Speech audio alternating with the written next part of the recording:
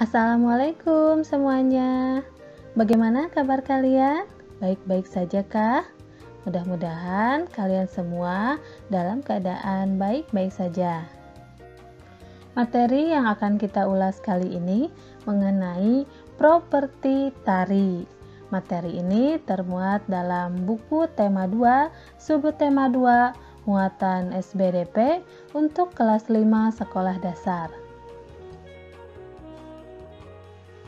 Di antara kalian pasti ada yang mengambil seni tari sebagai ekstrakurikulernya, atau mungkin di antara kalian ada yang memiliki hobi menari. Tari merupakan bagian dari seni yang menggunakan gerakan tubuh secara berirama yang dilakukan di tempat dan waktu tertentu. Hal ini berguna untuk mengungkapkan perasaan, maksud, dan pikiran. Menurut Sudarsono, tari merupakan perwujudan ekspresi jiwa manusia. Menurut Yulianti Parani, tari adalah sebagian atau seluruh gerak tubuh yang bersifat ritmis, baik secara individu ataupun kelompok. Sedangkan menurut Kori Hartong, tari adalah desakan perasaan manusia yang ada dalam diri manusia. Menurut Aristoteles, tari adalah sebuah gerakan ritmis yang bertujuan untuk memberikan visualisasi karakter dan kehidupan yang dijalani oleh manusia. Jenis tarian yang ada di Indonesia terbagi menjadi 3. Yang pertama yaitu tarian tradisional.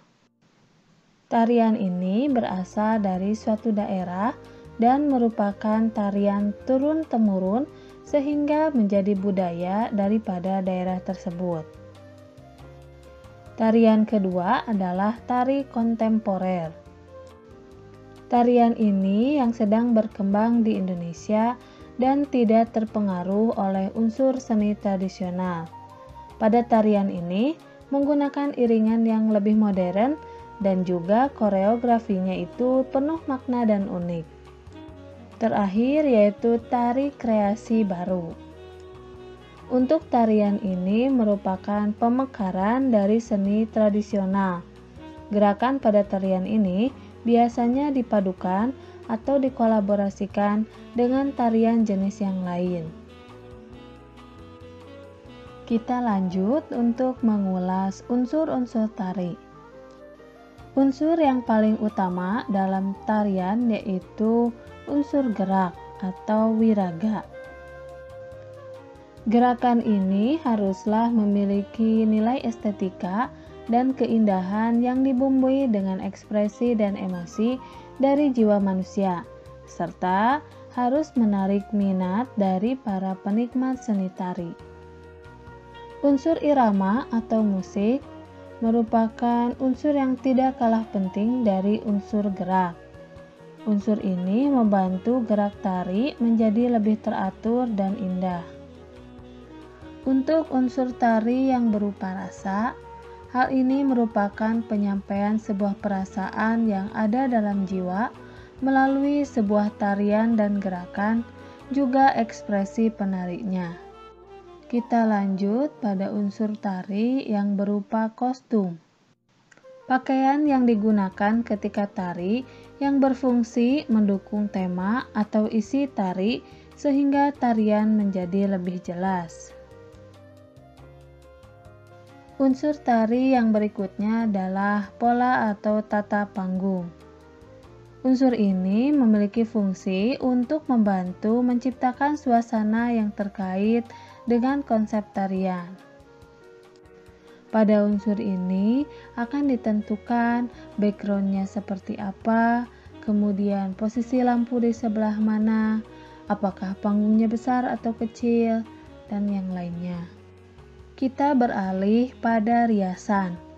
Riasan ini memiliki fungsi untuk mengubah penampilan dan menonjolkan ekspresi penari dengan menggunakan make up. Hal ini juga akan menambah pesona dan daya tarik, kemudian dapat lebih mendalami sebuah tarian itu sendiri. Unsur tari yang berupa properti, nah ini merupakan semua peralatan yang digunakan dalam pementasan tari.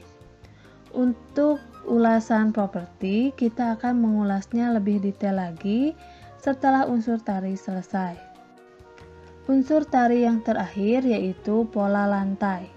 Pola lantai ini merupakan garis atau pola yang dibentuk sebagai cara bagi penari dalam berpindah, bergerak, atau bergeser ke posisi dalam penguasaan panggung. Seorang penari harus menguasai panggung, jangan hanya diam saja di satu titik. Setelah kita mengulas 8 unsur tari, sekarang kita akan mengulas tentang properti tari secara lebih rinci lagi. Ketika sebuah tarian tercipta, maka propertinya akan mengiringi. Makna dari properti itu sendiri tidak akan jauh berbeda dengan makna yang ada pada tarian tersebut. Sehingga bisa dikatakan tarian dan perlengkapannya punya keterkaitan yang erat serta saling timbal balik. Properti adalah segala kelengkapan dan peralatan yang digunakan ketika pertunjukan tari. Fungsi dari properti tari adalah sebagai pelengkap busana tari, membantu menghidupkan karakter tokoh yang dibawakan, dan juga dapat memberi nilai tambah keindahan dalam sebuah tarian. Benda apa sajakah yang bisa dipakai sebagai properti tari? Benda-benda yang sering dipakai sebagai properti tari diantaranya senjata, selendang, piring, topeng, tongkat, payung, ataupun lilin. Selama ini banyak dari kita yang hanya mengetahui bahwa properti digunakan hanya untuk memperindah dan melengkapi sebuah tarian saja. Padahal hampir seluruh perlengkapan pendukung dalam sebuah tarian mengandung unsur nilai budaya dan memperjelas keindahan. Tetapi tidak semua tarian menggunakan properti tari, tergantung dari kebutuhan tariannya ataupun tergantung dari temanya.